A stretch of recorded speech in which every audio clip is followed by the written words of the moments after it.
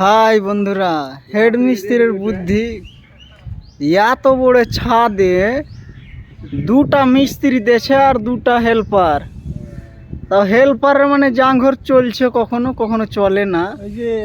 আর ওই যে দেখছো দুতলার উপরে কাজ, আর নিচে তো একদম কারেন্টের তার আছে, একদম ঠাকলি একদম কাম ক্লিয়ার।